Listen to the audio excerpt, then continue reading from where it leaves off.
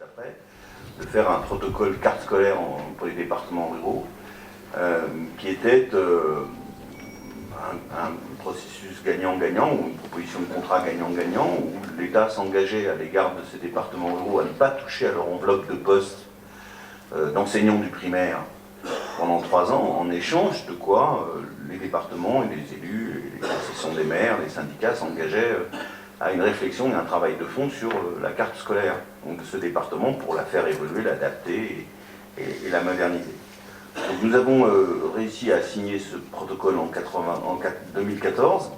Nous n'avons plus de ponction de postes comme on en a eu dans les années précédentes, souvenez-vous, avec les rentrées scolaires, ces manifestations partout, parce qu'on est allé jusqu'à moins 20, moins 25, moins 30 postes certaines années sur le département, c'est des ponctions considérables. Ça renvoie au débat sur les effectifs de la fonction publique, sur lequel je ne veux pas politiser le débat ce matin, mais qui est un débat de fond.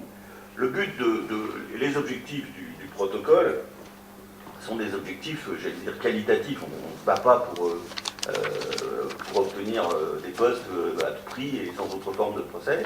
On le fait dans des objectifs de lutte contre les inégalités, qu'elles soient sociales ou territoriales, les deux vont souvent ensemble d'ailleurs. Je voudrais, juste pour finir, dire 2 choses, parce que j'ai promis de ne pas être trop long.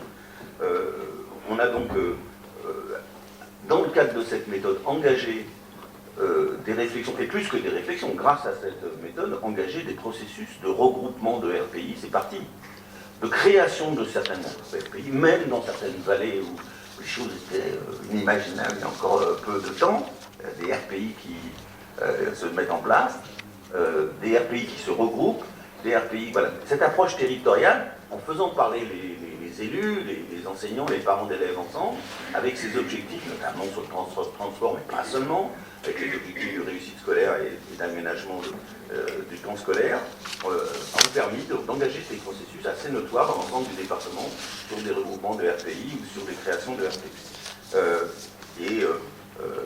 On a permis aussi de mettre en place, d'améliorer la situation sur le dispositif plus de maîtres de classe. C'est déjà très positif. Et je finis simplement par ce point. Nous avons demandé, alors ce dispositif, il y a un groupe de pilotage où est représentée l'association des maires du département, les syndicats d'enseignants, les syndicats de l'association de parents d'élèves, et puis des élus du département et nationaux, puisque Jeannine Dubié et moi-même, on y participe activement. Et nous avons demandé au ministère de l'Éducation nationale une sorte d'audace un peu, comment dire, utopique, de renouveler le protocole pour 3 ans. Puisque tout le monde nous dit qu'on a bien travaillé, puisque maintenant notre logiciel sur l'état des lieux et sur la méthode est cité en exemple à travers toute la France, parce qu'on était les premiers à le faire, on a doublé le Cantal qui est resté assez vite et qui est loin derrière nous maintenant, que dans les réunions qu'on a eues au ministère, on cite l'exemple des Hautes-Pyrénées comme un travail de qualité sur lequel il faut prendre exemple. On dit, on a dit au ministère, on veut prendre pour 3 ans. Cette demande a été faite, elle n'a pas été repoussée du tout par le DAZEN qui met à l'étude l'idée de re-signer un protocole avant la fin de cette année, pour déconnecter ça justement de la période électorale, et pour avoir 3 ans de RAB sans suppression de poste et en continuant ce travail sur la carte scolaire dans le département, 3 ans de plus. Voilà.